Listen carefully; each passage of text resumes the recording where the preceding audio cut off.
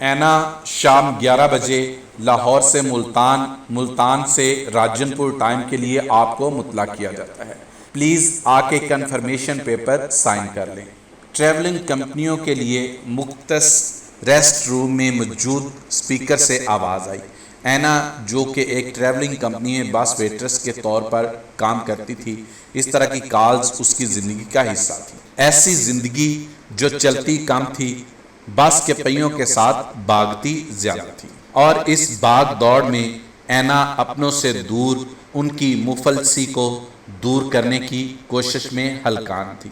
اینا کے والد ایک نجی بس ڈرائیور تھے۔ روڈ حادثے میں ان کی وفات کے بعد گھر میں کھانے کے لالے پڑنے لگے۔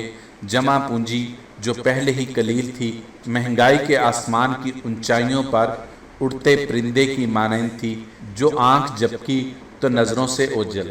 بھائی 5ویں کلاس کا طالب علم تھا اور بہن میٹرک میں، جبکہ اینا نے میٹرک پہلی پوزیشن سے پاس کیا تھا۔ گھر اور اپنوں کے لیے اینا نے بس سٹینڈ پر لگے ضرورت برائے بس ویٹرس کے پوسٹر کو اتار دیا اور گھر آ کر اس کی ریکوائرمنٹ پر نظر ثانی کی اور ماں سے اجازت لے کر سی وی جمع کرا دیا۔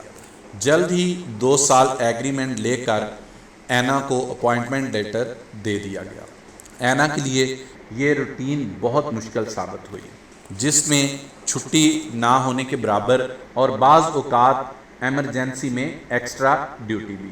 مگر جہاں اینا ماں کا غمگین چہرہ دیکھ کر دکھی ہوتی، وہیں بہن بھائیوں کی آسودہ مسکراہٹ اور ان کی تعلیم حاصل کرتا دیکھ کر خوش ہو جاتی اور خود سے عہد کرتی کہ ان کو اپنے پیروں پہ کھڑا کر کے سکون کی سانس لوں گی۔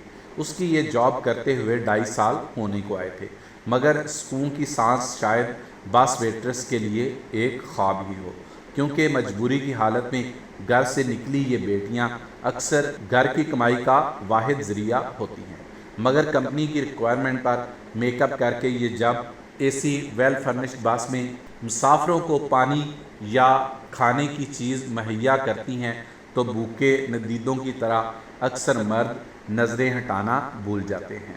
سب مرد نہیں، اکثر مرد۔ اینا کی زندگی بھی باقی لڑکیوں سے مختلف نہ تھی۔ بعض اوقات تو اوچھے لوگوں کی نظروں اور چوری چھپے دست درازی سے جھنجھلا جاتی اور اینا کی آنکھیں آنسوؤں سے بھر جاتی۔ خوبصورت کالی آنکھوں میں نمی جسے چھپانے کے لیے بار بار دراز پلکیں اوپر نیچے اٹھنے میں ہلکان ہو رہی تھی۔ اس کے لیے یہ منظر سمندر پر سورج اور بادلوں کی چھپن چھپائی سے کم نہ تھا۔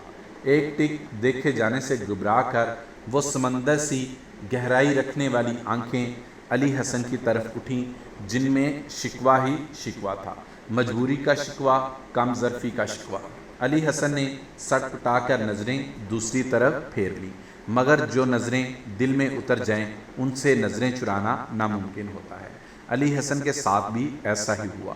جواب میں اسے یہ آنکھیں شکوہ سمیت دکھائی دیتی، اس سے سونا 2 بار ہو جاتا۔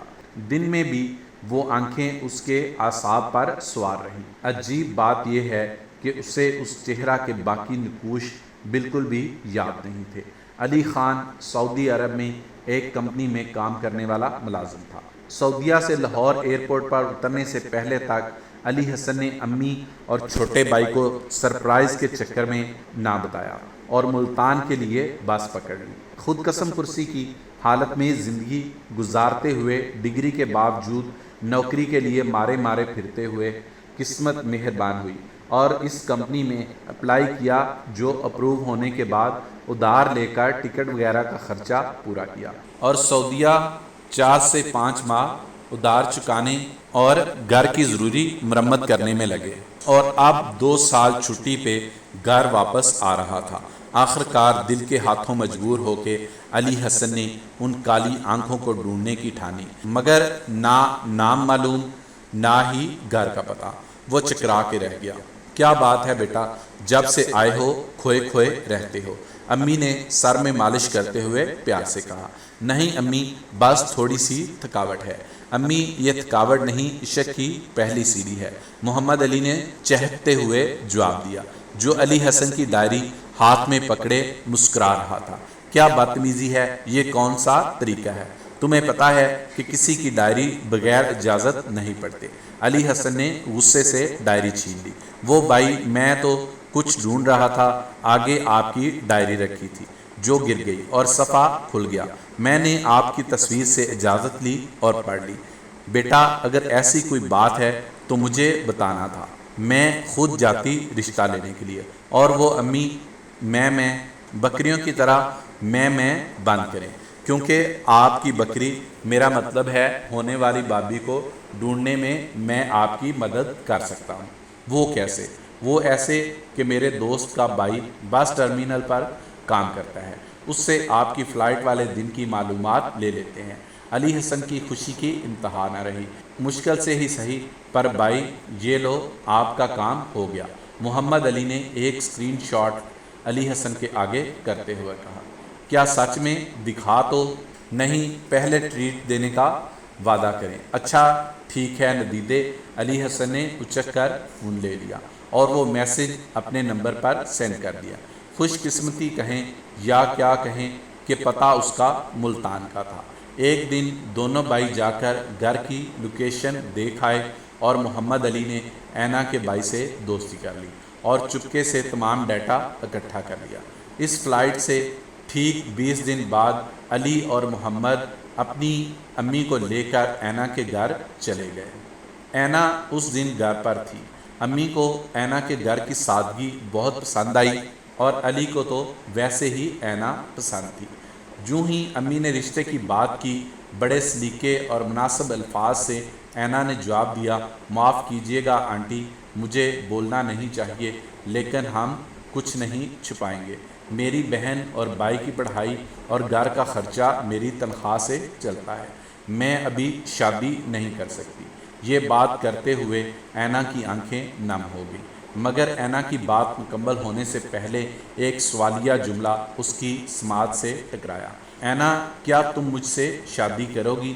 جہاں سب ورثہ حیرت میں تھے، وہیں اینا کی نم آنکھیں علی حسن پر جمی تھیں۔ تب محمد علی نے علی حسن کو کہتے سنا کہ تمہاری فیملی میری فیملی کا حصہ ہوگی اور اکٹھے رہیں گے۔ ویسے بھی امی اکیلی ہوتی ہیں، اس طرح انہیں بھی ساتھ مل جائے گا۔ اینا نے ماں کی طرف دیکھا، جہاں بیٹی کا گھر بسنے کی خوشی نے بسیرا کرنا شروع کیا ہوا تھا، وہیں اینا کی آنکھیں علی کی طرف اٹھیں، جہاں اب بھی تارے جلملا رہے تھے۔